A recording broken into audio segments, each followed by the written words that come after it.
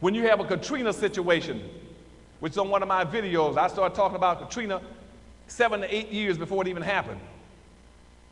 It was almost 10 years before that was going to happen to Katrina.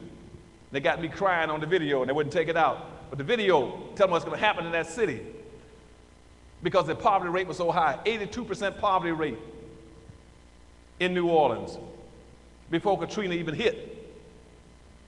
And nobody was concerned and understand that if you don't have any businesses, you're going to be poor.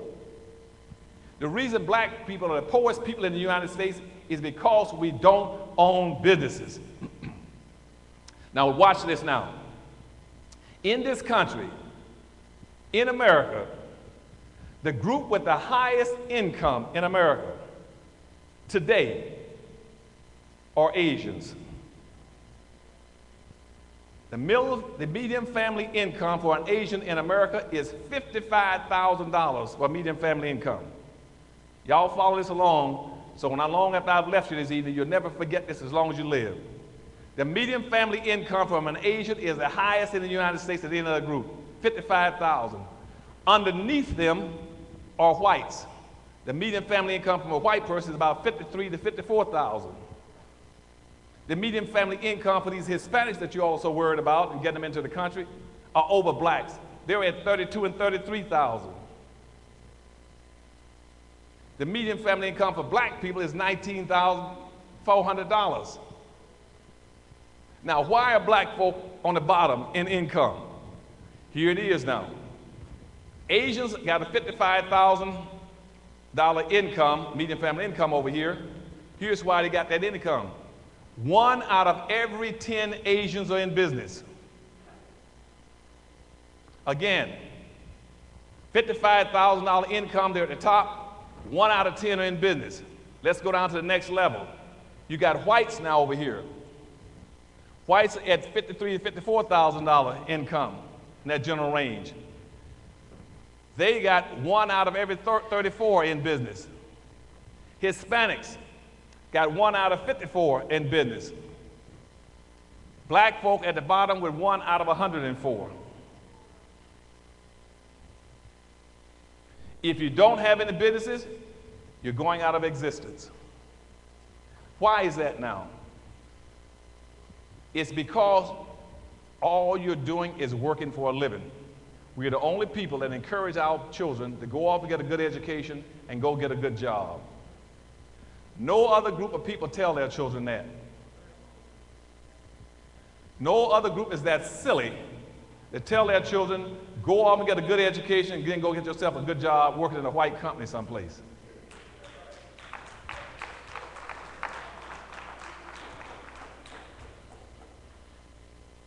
Everybody else tells their kids something different, and I'll explain to you with Chinese a little later. We're the only people that don't encourage our children to start businesses.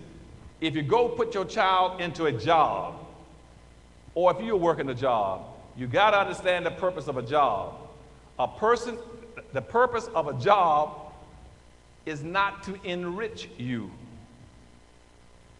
You cannot get rich working a job.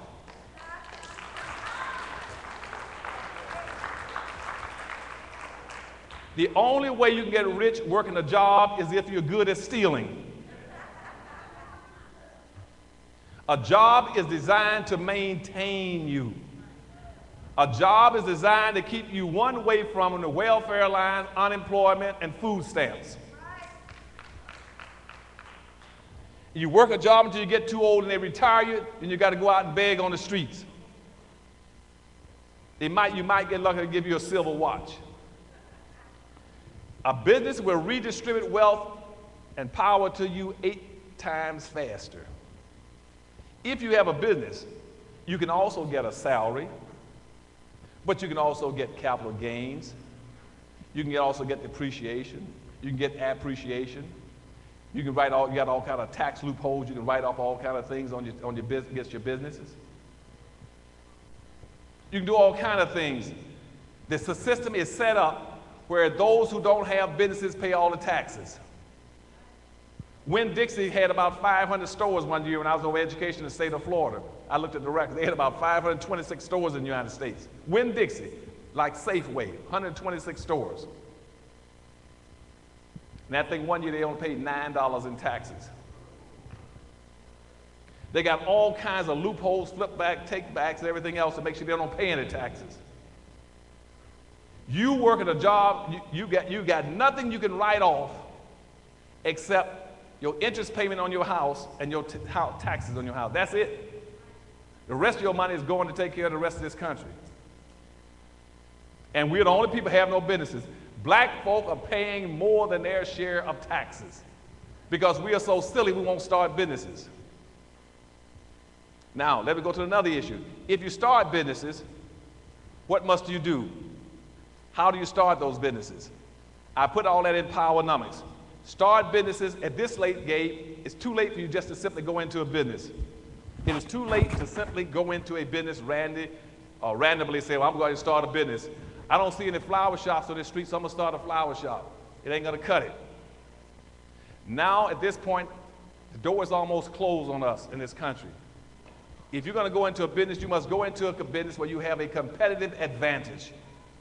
You must be able to tell me or somebody, the reason I'm going into this business is because I have a competitive advantage over my competitors. And I'll ask you, what are your competitive advantages? You must build your business around two things. Wherever your people dominate in population, or wherever your people dominate in spending patterns. That's how you go into business. And if you unify yourselves, you got a chance. If you don't, you're through. Now you hear people talking about, Dr. Anderson, we should go into business because we got a $700 billion annual disposable income. You're right. They said we're the ninth richest nation on earth. You're right. Black people in America's annual disposable income is higher than Sweden, Pakistan, India, North Korea, South Korea, Vietnam, and all the African countries put together. But we are the poorest people in the country because we do not practice group economics. Everybody on earth practices group economics but us. Again, Powernomics talks about all this stuff. So did black labor, white wealth. Everybody practices group economics but us. Now, what is group economics? Group economics means you must learn how to pool your resources in a vertical way and buy from your own people, up and down a chain. Just that simple. It says nothing, you don't have to love all black folk, you don't have to be kissing on them and hugging on them, but you should support them and buy from them. We won't do it. Now, in group economics, the rule is this. Your money is supposed to bounce 8 to 12 times before it leaves your hands. It's supposed to bounce 8 to 12 times before it leaves your hands or leaves your race. That means that if you got $1 in your pocket right now, that dollar should go to another black person and another black person, another black person, another black person, another black person, another black person, till it passes through 8 to 12 times before it leaves and go to a non-black hand. In America, Hispanic money bounces 6 to 7 times. Hispanics in America right now that you're all competing with, they spend their money to their own people 6 to 7 times before it leaves a Hispanic hand. White money bounces 8 to 12 times. Arab and Asian money bounces 13 to 14 times. Jewish money bounces 18 times. Black money doesn't bounce once. As soon as a black person gets paid, he'll run over you trying to get to a non-black business to spend it. As soon as right now, if you're out on the street, every black dollar right now in Baltimore is going into a non-black hand right now. They're committing suicide. Every time you fail to spend your money with your own people, not only have you failed to practice group economics, but you flush $11 down the toilet. When you leave here right now and you go out there and you stop at a gas station and you buy a dollar's worth of gasoline, which is about a thimbleful about like that.